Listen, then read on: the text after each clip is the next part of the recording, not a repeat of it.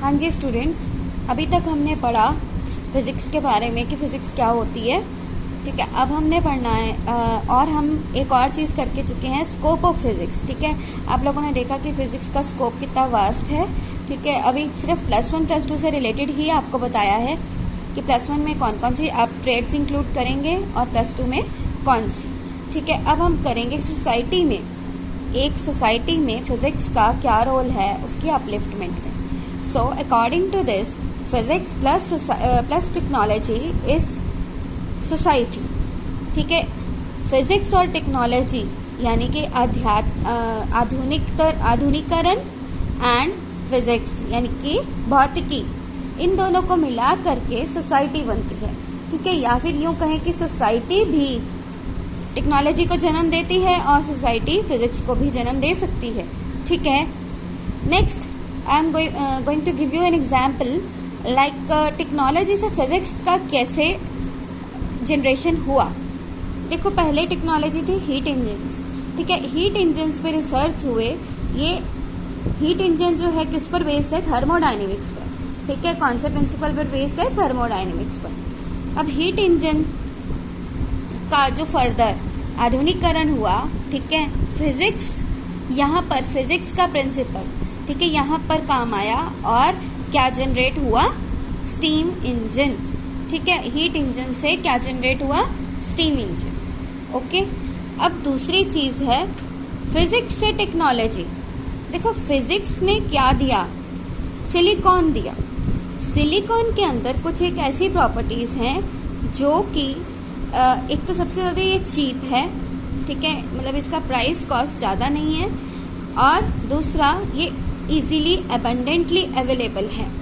ठीक है, तीसरा इसकी जो मटेरियलिस्टिक प्रॉपर्टीज़ हैं वो ऐसी हैं कि कंडक्शन, इलेक्ट्रिसिटी कंडक्शन, या फिर यूँ कहें हम जो हमें कंप्यूटर या फिर टेक्नोलॉजी के लिए हेल्पफुल हैं। ठीक है, वो इसके अंदर सारी की सारी प्रॉपर्टीज़ हैं।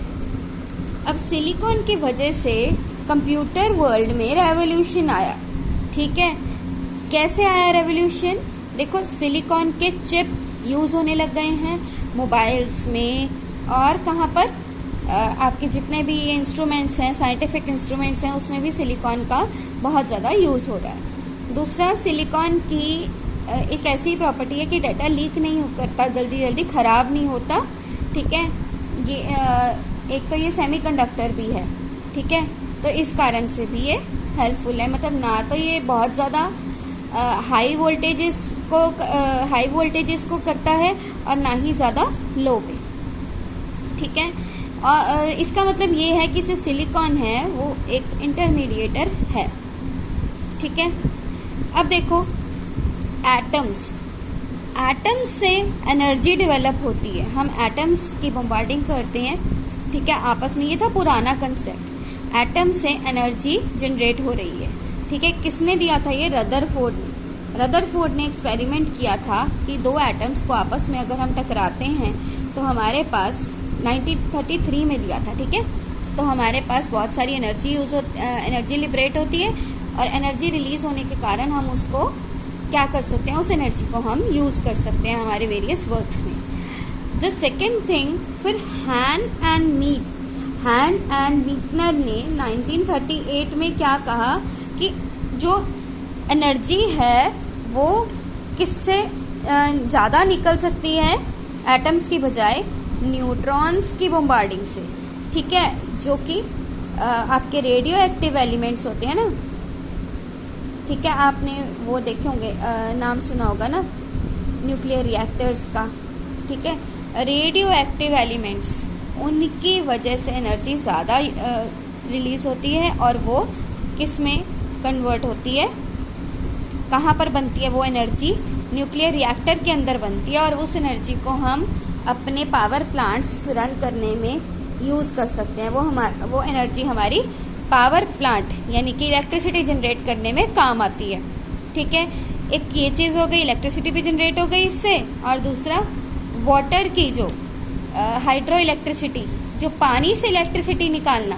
ठीक है, ये भी एक क्या है? टेक्नोलॉजी और फिज़िक्स का मिला जुला एफर्ट है, जिससे कि सोसाइटी को बहुत ज़्यादा हेल्प हो रही है।